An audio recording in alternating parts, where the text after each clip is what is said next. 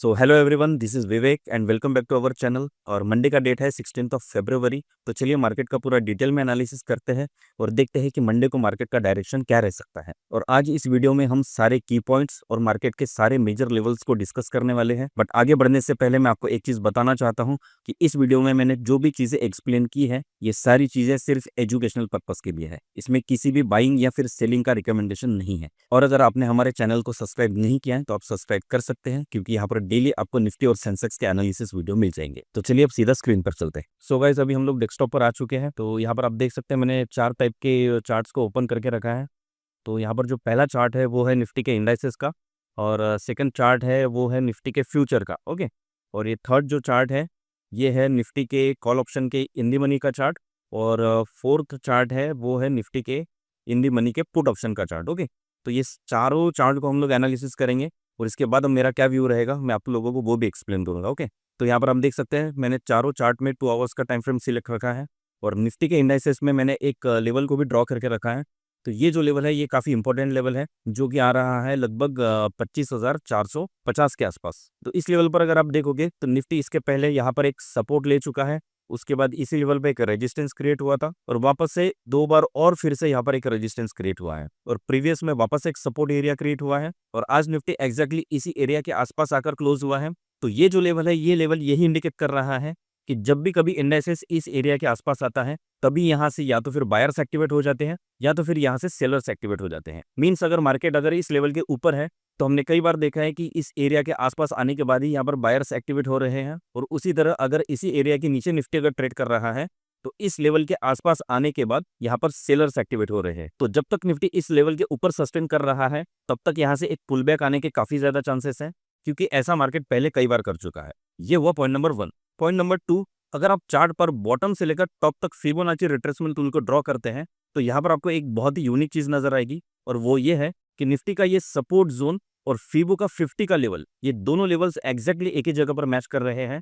तो सेलिंग का प्रेशर हमें तभी नजर आ सकता है जब निफ्टी फीबो के इस 50 के लेवल को यहाँ पर ब्रेकडाउन दे दे, क्योंकि फीबो में 50 का लेवल काफी ज्यादा इंपॉर्टेंट लेवल माना जाता है। पॉइंट नंबर 3, अगर आप फ्यूचर के चार्ट को अगर देखते हैं तो फ्यूचर के चार्ट पर भी मैं इंडाइसेस की तरह उसी लेवल को ड्रॉ करता हूं। तो यहाँ पर आपको एक चीज नजर आएगी कि फ्यूचर के चार्ट ने अपने सपोर्ट जोन को यहाँ पर ब्रेकडाउन दे दिया है। तो फ्यूचर का चार्ट इंडाइसेस के बिल्कुल अपोजिट इंडिकेट कर रहा है, क्योंकि ब्रेकडाउन आने की वजह से यहाँ पर सेलर्स काफी ज्यादा एक्टिवेट हो जाएंगे। पॉइंट नंबर 4, अगर आप इन दी मनी के कॉल ऑप्शन के चार्ट को अगर देखते हैं तो यहाँ पर आपको एक चीज नजर आएगी कि कॉल ऑप्शन ने अपने प्रीवियस सपोर्ट को यहाँ पर ब्रेकडाउन दे दिया, और कॉल ऑप्शन के पास जो नेक्स्ट सपोर्ट है वो लगभग और 100 पॉइंट नीचे है, और कॉल ऑप्शन भी यही इंडिकेट कर रहा है कि मार्केट यहाँ से डाउन साइड में जा सकती है। और इसी तरह अगर हम लोग निफ्टी के पुट ऑप्शन के इन दी मनी के चार्ट को अगर देखते हैं तो यहाँ पर आपको नजर आएगा कि पुट ऑप्शन का इन दी मनी का चार्ट एग्जैक्टली अपने रेजिस्टेंस के आसपास आकर रुका हुआ है। तो मार्केट में सेलिंग का प्रेशर तब ज्यादा बन सकता है जब पुट ऑप्शन भी अपने इस रेजिस्टेंस को यहाँ पर ब्रेकआउट दे दे। तो यहाँ पर हमने टोटल 5 पॉइंट यहाँ पर डिस्कस किए हैं, जिसमें से थर्ड और फोर्थ पॉइंट ये इंडिकेट कर रहा है कि मार्केट यहाँ से डाउन जा सकती है। बट सेलिंग का प्रेशर तब ज्यादा बनेगा जब निफ्टी अपने सपोर्ट एरिया और फीबो के 50 के लेवल को यहाँ पर ब्रेकडाउन दे दे, और काफी ज्यादा चांसेस है अगर निफ्टी अपने इस दोनों लेवल को यहाँ पर ब्रेकडाउन दे देता है तो उसके बाद यहाँ पर पुट ऑप्शन में भी हमें ब्रेकआउट नजर आएगा। तो निफ्टी में मेरा बियरिश व्यू तब पूरा होगा जब निफ्टी अपने सपोर्ट को यहाँ पर ब्रेकडाउन दे दे और पुट ऑप्शन यहाँ पर अपने रेजिस्टेंस को ब्रेकआउट दे दे, क्योंकि बाकी 2 पॉइंट्स तो मेरे फेवर में ही चल रहे हैं। तो ये 5 पॉइंट आप लोगों को ध्यान में रखने हैं जो मंडे को आपको ट्रेडिंग में हेल्प कर सकते हैं। अब आ जाते हैं हम लोग सेंसेक्स की तरफ। तो यहाँ पर आप देख सकते हैं मैंने सेंसेक्स में भी उसी टाइप का एक लेवल ड्रॉ करके रखा है। जो लेवल पहले एक सपोर्ट की तरह काम कर रहा था, बाद में वही लेवल एक रेजिस्टेंस की तरह बिहेव कर रहा है।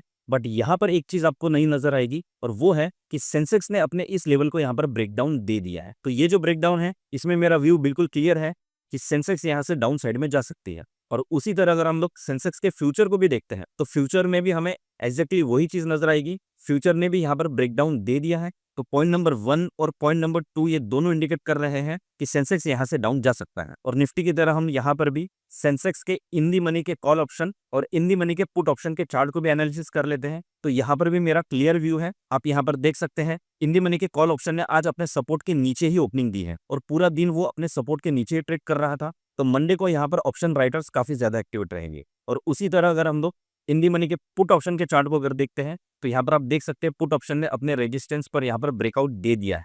तो सेंसेक्स के चारों चार्ट में तो यहाँ पर कहीं पर भी मुझे ये नजर नहीं आ रहा है सेंसेक्स में यहाँ से ऊपर जाने की स्ट्रेंथ बची हुई है। और सेंसेक्स का इतना क्लियर व्यू कहीं ना कहीं निफ्टी को यहाँ पर ब्रेकडाउन देने में मजबूर कर देगा। तो हो सकता है कि मंडे को हमें यहाँ पर एक गैप डाउन ओपनिंग देखने को मिले, और अगर गैप डाउन ओपनिंग होती है तो सारे कॉइन्स बियरिश ट्रेंड को ही इंडिकेट कर रहे हैं। तो हमने दोनों इंडेसेस और दोनों इंडेसेस के इन दी मनी के कॉल ऑप्शन और पुट ऑप्शन के चार्ट को जो एनालिसिस किया है उसमें कुल मिलाकर टोटल 9 पॉइंट्स थे। तो 9 में से 6 पॉइंट्स बियरिश ट्रेंड को इंडिकेट कर रहे हैं, और बाकी जो 3 पॉइंट्स हैं उसमें हमें थोड़ा ब्रेकआउट का वेट करना होगा। सो गाइस, यहाँ पर मैंने मंडे के मार्केट के लिए आपको पूरा डिटेल में एनालिसिस करके दिखाया है, और होप करता हूँ कि इस वीडियो से आपको काफी चीजें सीखने को मिली होगी। और ये वीडियो पूरी तरीके से एक एजुकेशनल पर्पस के लिए था, यहाँ पर कोई भी बाइंग या सेलिंग का रिकमेंडेशन नहीं है।